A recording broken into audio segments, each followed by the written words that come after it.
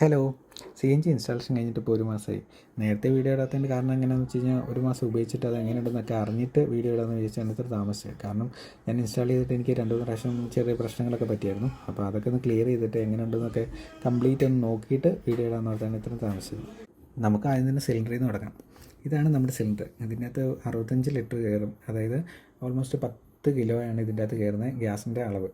പിന്നെ ഇതിൻ്റെ ഫ്രെയിം ഇതിൻ്റെ ബോഡിയോട് ഡ്രിൽ ചെയ്ത് ബോഡിയോട് സ്ക്രൂ ചെയ്ത് പിടിപ്പിച്ചേക്കാം.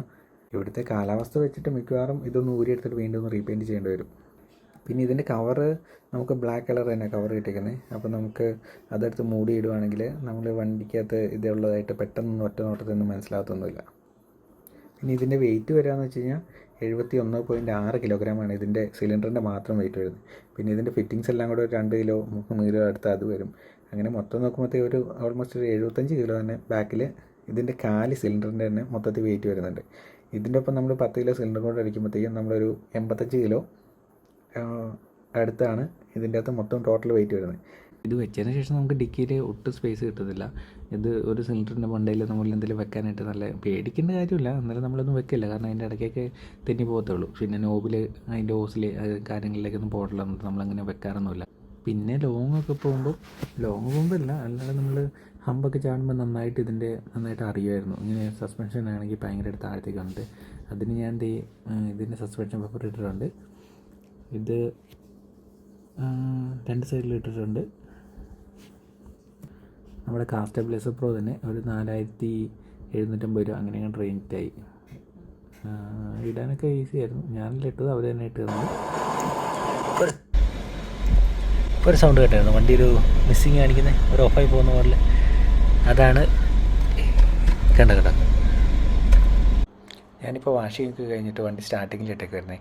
അപ്പോൾ ഇതിന് CNG കൺവേർട്ട് ആക്കിയതിന് ശേഷം നമ്മളിപ്പോൾ ഐഡിൽ കിടക്കുന്ന സമയത്താണെങ്കിൽ അത് ഭയങ്കരമായിട്ട് വൈബ്രേറ്റ് ചെയ്യുന്നവർക്ക് നമുക്ക് ഫീൽ ആവും.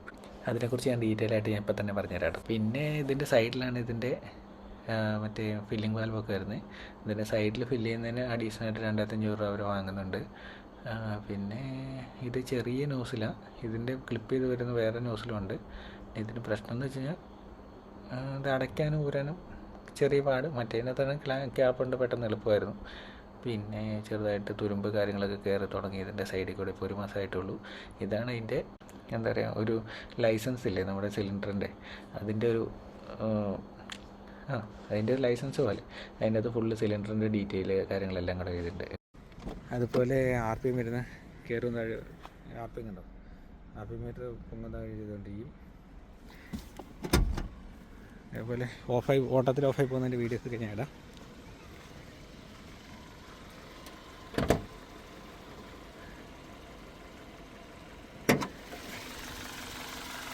പിന്നെ എനിക്കിത് വൈബ്രേഷൻ ഉണ്ടോ, ഇരുന്ന് വിറയ്ക്കുന്ന കേട്ടോ. ഈ വെള്ളം വൈബ്രേറ്റ് ചെയ്യാൻ നോക്കണം, മൊത്തത്തിൽ എഞ്ചിനൊന്ന് വൈബ്രേറ്റ് ചെയ്യുന്നുണ്ട്. ഇത് പെട്രോളാണെങ്കിൽ നമുക്ക് ഇതുപോലെ വൈബ്രേഷൻ ഒന്നുമില്ല കണ്ടോ.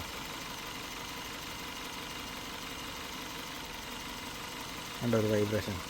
ഞാൻ ലോവാറ്റയുടെ കിറ്റാണ് കയറ്റി ചെയ്തത്. അത് കയറ്റാനായിട്ട് എനിക്ക് ഓൾമോസ്റ്റ് ഒരു 68 രൂപ 69 രൂപ മുടക്കം വന്നു. എല്ലാം RTOയിൽ ചാർജസ് എല്ലാം കൂടെ ഉൾപ്പെടെ. അത് 2000 രൂപ എനിക്കായി. ഞാൻ ഡ്രൈവിംഗ് സ്കൂൾ വഴിയാണ് ചെയ്തത്.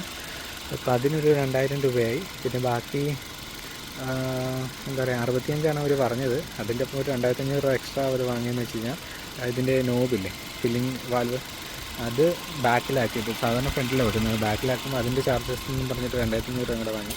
അങ്ങനെ ഓൾമോസ്റ്റ് ഒരു 70 രൂപ അടുത്താണ് നമുക്ക് ഇതിൻ്റെ അകത്ത് വന്നേക്കുന്നത് ചാർജസ്. കറക്റ്റ് ഞാൻ ഡീറ്റെയിൽ ആയിട്ട് കുറച്ച് കഴിഞ്ഞിട്ട് പറഞ്ഞുതരാം. ഓക്കെ, ഇതാണ് അതിൻ്റെ ലോവാറ്റയുടെ കിറ്റാണ്. ഇത് കയറ്റിയിട്ട് ഇപ്പോൾ 1 മാസം ആകുന്നുള്ളൂ. പെയിൻ്റൊക്കെ ചെറുതായിട്ട് പോയി തുടങ്ങി. പെയിൻ്റില്ല, ഞാൻ തുടച്ചതിൻ്റെ ഇങ്ങനെ.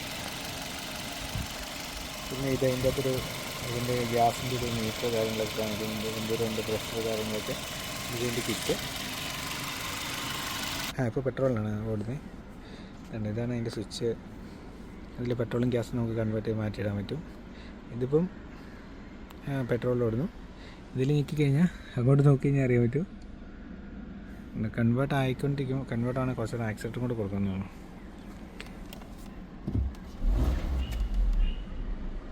ഓക്കെ, ഇപ്പോൾ കൺവേർട്ടായി.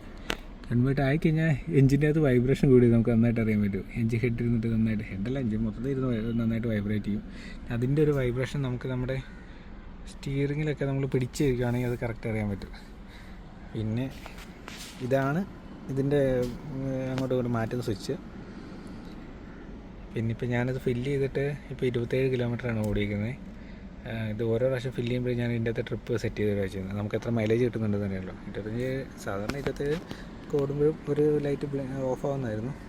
4 ഗ്രീൻ ലൈറ്റ് ഉണ്ട്, പിന്നെ ഒരു റെഡ് ലൈറ്റും ഉണ്ട്. റെഡ് ലൈറ്റ് വരുന്നതെന്ന് വെച്ച് കഴിഞ്ഞാൽ റെഡ് ലൈറ്റിൽ നമുക്കൊരു 30 കിലോമീറ്റർ അടുത്ത് നമുക്ക് കിട്ടുന്നുണ്ട്. ബാക്കി ഈ ഫസ്റ്റിൽ 2 ലൈറ്റൊന്നും വലിയ പെട്ടെന്ന് തന്നെ ഓഫായി പോകുന്ന ലൈറ്റുകളാണ് ഇത് 2. പിന്നെ ബാക്കി ഇത് 2ലും നന്നായിട്ട് നിൽക്കുന്നുണ്ട്. പിന്നെ പറയാമെന്ന് വെച്ച് കഴിഞ്ഞാൽ ഓക്കെ, ഇനി അങ്ങോട്ട് പോകാം.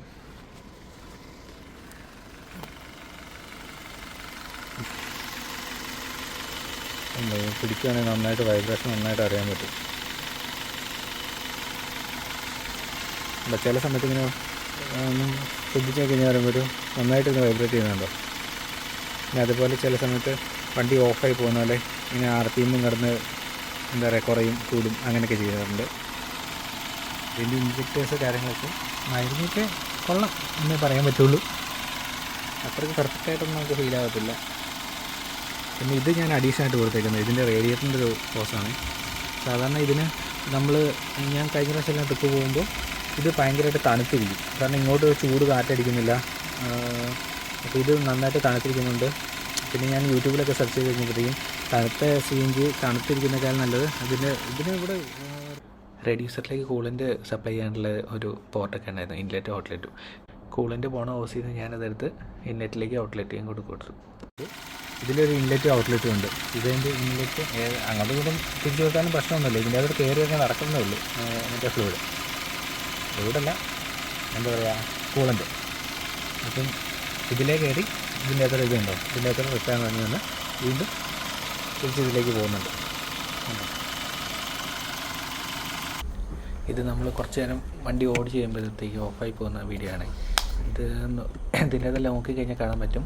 ഇതിൽ മറ്റേ ബാറ്ററിയുടെ ലൈറ്റും ഓയിലിൻ്റെ ലൈറ്റും കൂടെ കത്തുന്നതാണ്.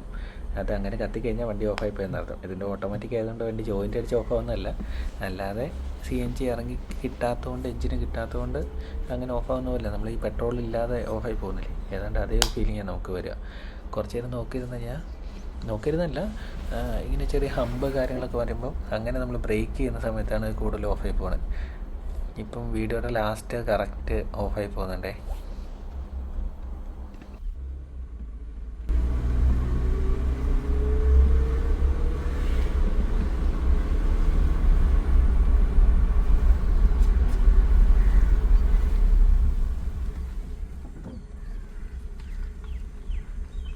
ഓഫായി പോയി. ഇത്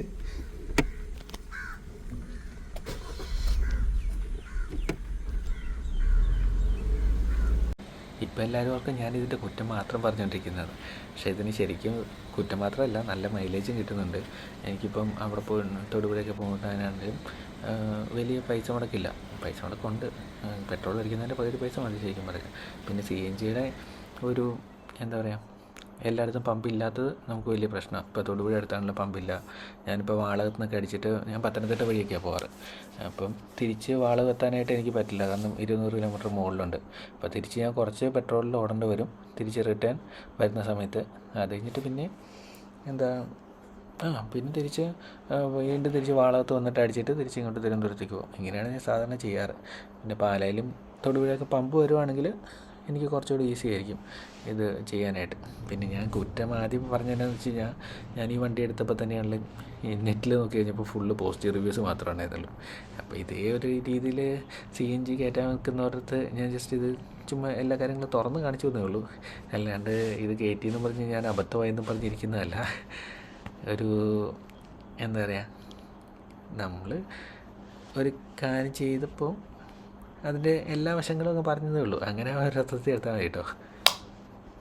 പിന്നെ ജിമ്നി ഓഫ് റോഡ് ഓടിച്ചവർക്ക് എല്ലാവർക്കും അറിയാൻ പറ്റും ഈ സാധനത്തിൻ്റെ മൈലേജ്. ഓഫ് റോഡ് ഓടിക്കുന്ന സമയത്താണെങ്കിൽ നമുക്കൊരു 6-7 മൈലേജ് ഓഫ് റോഡ് ഓടിക്കുമ്പോൾ കിട്ടുന്നത്. ഹൈവേയിലാണെങ്കിൽ ഒരു മാക്സിമം 12-13, ഇതിൽ കൂടുതൽ എനിക്ക് കിട്ടിയിട്ടേ ഇല്ല. ഓട്ടോമാറ്റിക് ആയതുകൊണ്ടായിരിക്കും. മറ്റാണെങ്കിൽ ഇച്ചിരി ന്യൂട്രൊക്കെ അടിച്ച് നമുക്ക് അഡ്ജസ്റ്റ് ചെയ്യായിരുന്നു. ഇതിപ്പോൾ അതും പറ്റില്ലല്ലോ. പിന്നെ ഇതിൻ്റെ എഞ്ചിൻ്റെ വാർണിംഗ് ലൈറ്റ് ചില സമയത്ത് ഇങ്ങനെ ബ്ലിങ്ക് ചെയ്യാൻ തുടങ്ങും. ബ്ലിങ്ക് ചെയ്യല്ല, കത്തി നിൽക്കും. അത് നമുക്കൊരു ഡിസ്റ്റർബൻസ് ആയിട്ട് തോന്നും. പിന്നെ നോക്കുമ്പോൾ RPM കൂടും കുറയും, അത് ഒരു പ്രശ്നമായിട്ട് തോന്നും. ഇത് നമ്മൾ എവിടെയെങ്കിലും AC ഒക്കെ ഇട്ടിരിക്കുമ്പോൾ നന്നായിട്ട് നമുക്ക് വൈബ്രേഷനൊക്കെ അറിയാൻ പറ്റും. നമ്മൾ പെട്ടെന്ന് വണ്ടി ഓഫായി പോയോ എന്നൊക്കെ തോന്നും. നമ്മൾ ഈ പ്രത്യേകിച്ച് സിഗ്നലിലൊക്കെ കിടക്കുന്ന സമയത്ത് ഈ സാധനം ഓഫായി പോയി കഴിഞ്ഞാൽ നമ്മൾ അറിയത്തില്ല. തീരെ ഒന്നാം വണ്ടിയുടെ എഞ്ചിന് സൗണ്ട് ഇല്ലല്ലോ. പിന്നെ നമ്മൾ എടുക്കാവുന്ന സമയത്ത് മാത്രമേ ഈ സാധനം ഓഫായി പോയിട്ടുണ്ടെന്ന് നമുക്ക് മനസ്സിലാവുള്ളൂ. അന്നേരത്തേക്കും പുറകെ കിടക്കുന്നവർ ഓൺ അടിച്ച് നമ്മളെ വെറുപ്പിക്കും. അടുത്ത വീഡിയോ ഞാൻ ഇതിൽ നന്നാക്കാനായിട്ട് ശ്രമിക്കാം. ഇതിലെന്തെങ്കിലും തെറ്റൊക്കെ ഉണ്ടെങ്കിൽ എല്ലാവരും ഒന്ന് ക്ഷമിച്ചു തരാം കേട്ടോ.